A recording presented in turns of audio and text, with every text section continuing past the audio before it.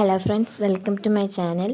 ഇന്ന് നമ്മൾ ഡിസ്കസ് ചെയ്യുന്നത് കൺസ്യൂമർ കോപ്പറേറ്റീവ് സൊസൈറ്റീസിനെ കുറിച്ചിട്ടാണ്. അതായത് കൺസ്യൂമർ ഫെഡ്, നമ്മൾ ചുരുക്കി പറയുന്ന consumer fed, consumer cooperative societies. Consumer cooperative സൊസൈറ്റീസിനെ നമ്മൾ വാർ ടൈം ബേബീസ് എന്നാണ് വിളിക്കുന്നത്. അപ്പോൾ വാർ ടൈം ബേബീസ് എന്ന് വിളിക്കുന്നത് കൺസ്യൂമർ കോപ്പറേറ്റീവ് സൊസൈറ്റീസിനെയാണ്. ഈ കൺസ്യൂമർ കോപ്പറേറ്റീവ് സൊസൈറ്റീസ് ആദ്യം രൂപം കൊണ്ടത് ഇംഗ്ലണ്ടിലാണ് ആദ്യമായിട്ട് കൺസ്യൂമർ കോപ്പറേറ്റീവ് സൊസൈറ്റീസ് ഫോം ചെയ്യുന്നത്. Then active price policy, patronage dividend, double compartment system, ഈ ടേമുകളെല്ലാം തന്നെ കൺസ്യൂമർ സൊസൈറ്റീസുമായിട്ട് റിലേറ്റ് ചെയ്തിട്ടുള്ളതാണ്. അപ്പോൾ എക്സാമിന് ചോദിക്കുന്നതാണ് ഏതൊക്കെയാണ് active price policy, patronage dividend, double compartment system. ഇതെല്ലാം കൺസ്യൂമർ സൊസൈറ്റീസുമായിട്ട് ബന്ധപ്പെട്ടിരിക്കുന്നു. പിന്നെ ഇന്ത്യയിലെ കൺസ്യൂമർ കോപ്പറേറ്റീവ് സ്ട്രക്ചർ എന്ന് പറയുന്നത് 4 ടയറാണ്. ഇന്ത്യയിൽ 4 ടയറും കേരളത്തിൽ 3 ടയറുമാണ് കൺസ്യൂമർ കോപ്പറേറ്റീവ് സൊസൈറ്റിയുടെ സ്ട്രക്ചർ എന്ന് പറയുന്നത്. അപ്പോൾ ഇന്ത്യയിൽ എത്ര സ്ട്രക്ചർ ഉണ്ടെന്ന് ചോദിച്ചാൽ 4 ടയറാണ്.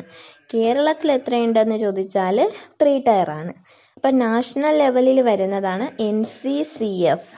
നാഷണൽ ലെവലിൽ വരുന്നതാണ് ഏത്? National cooperative consumer federation. അതാണ് NCCF, national cooperative consumer federation. അതാണ് ഏറ്റവും മുകളിൽ വരുന്നത്, NCCF.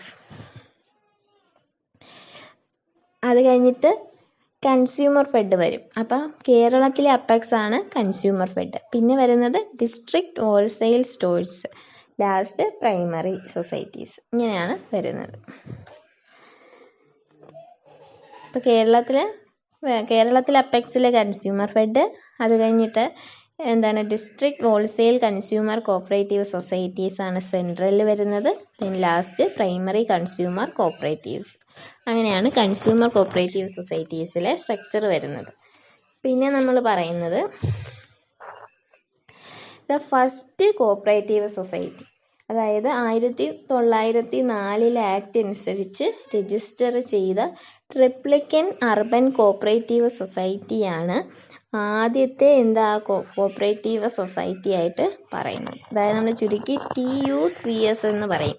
ഏതാണ്? Triplicane urban cooperative society. അപ്പം ഇന്ത്യയിലെ ആദ്യത്തെ കൺസ്യൂമർ കോപ്പറേറ്റീവ് സൊസൈറ്റി ചോദിച്ചാൽ അത് ട്രിപ്ലിക്കൻ അർബൻ കോപ്പറേറ്റീവ് സൊസൈറ്റിയാണ്. 1904 ആക്ട് അനുസരിച്ച് രൂപം കൊണ്ടു. ഇതെന്നാണ് രൂപം കൊണ്ടത്?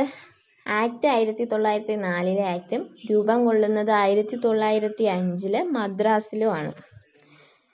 എന്നാൽ ലോകത്തിലെ ആദ്യത്തെ കൺസ്യൂമർ കോപ്പറേറ്റീവ് സൊസൈറ്റി ഏതാണെന്ന് ചോദിച്ചാൽ, ലോകത്തിലെ ആദ്യത്തെ സക്സസ്ഫുൾ ആയിട്ടുള്ള കൺസ്യൂമർ കോപ്പറേറ്റീവ് സൊസൈറ്റി ഏതാണ് എന്ന് ചോദിച്ചാൽ അത് റോക്ക്ഡെയിൽ ഇക്വിറ്റബിൾ പയനിയർ സൊസൈറ്റിയാണ്. 1844 ഡിസംബർ 21 രൂപം കൊണ്ടത്. 28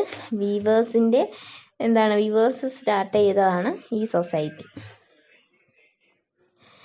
പിന്നെയോ കൺസ്യൂമർ കോപ്പറേറ്റീവ് സൊസൈറ്റീസിനെ നമുക്ക് യൂണിവേഴ്സൽ സ്റ്റോറിൻ കോർപ്പറേഷൻ എന്ന് വിളിക്കാം.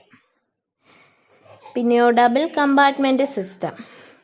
ഈ ഡബിൾ കമ്പാർട്ട്മെൻറ്റ് സിസ്റ്റവും കൺസ്യൂമർ ഫെഡുമായിട്ട് ബന്ധപ്പെട്ടുള്ളതാണ്. അതായത് കൺസ്യൂമർ സൊസൈറ്റീസുമായിട്ട് ബന്ധപ്പെട്ടുള്ളതാണ്. അതിൽ നമുക്ക് സ്റ്റോക്സിന് 2ആയിട്ട് തിരിക്കാം, മെയിൻ സ്റ്റോക്ക് എന്നും റീറ്റെയിൽ സ്റ്റോക്ക് എന്നും. പിന്നെയോ കൺസ്യൂമർ കോപ്പറേറ്റീവ്സിനെ യൂണിവേഴ്സിറ്റി സ്റ്റോഴ്സ് ഇൻ കോർപ്പറേഷൻ എന്ന് വിളിക്കാം. കൺസ്യൂമർ കോപ്പറേറ്റീവ് സൊസൈറ്റിയുടെ കേസിൽ ഡ്യുവൽ മെമ്പർഷിപ്പ് ആപ്ലിക്കബിൾ അല്ല. ദെൻ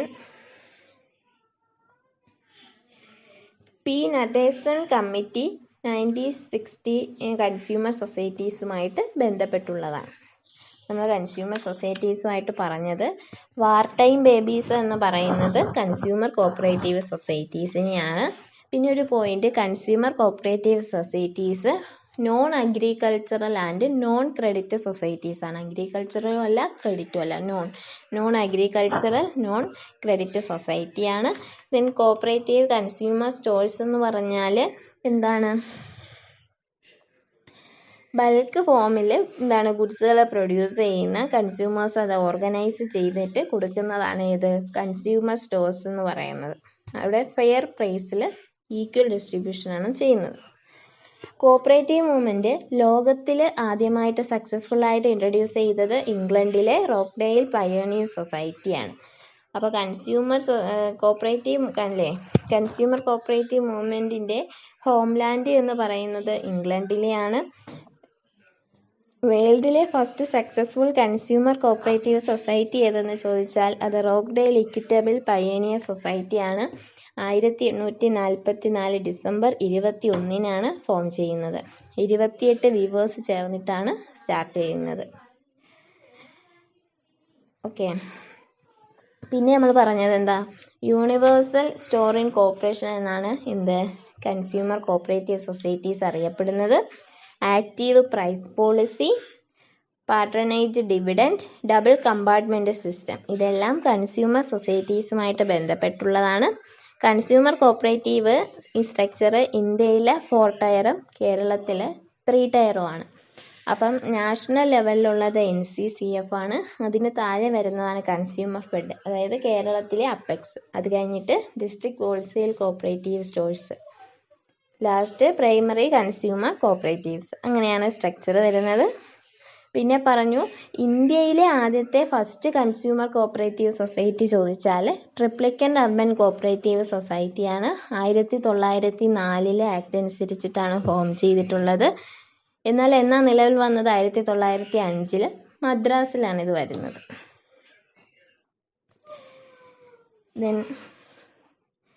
ഇത്രയൊക്കെയാണ് കൺസ്യൂമർ കോപ്പറേറ്റീവ് സൊസൈറ്റീസിനെ കുറിച്ചിട്ട് പറയുന്നത്. ഓക്കെ.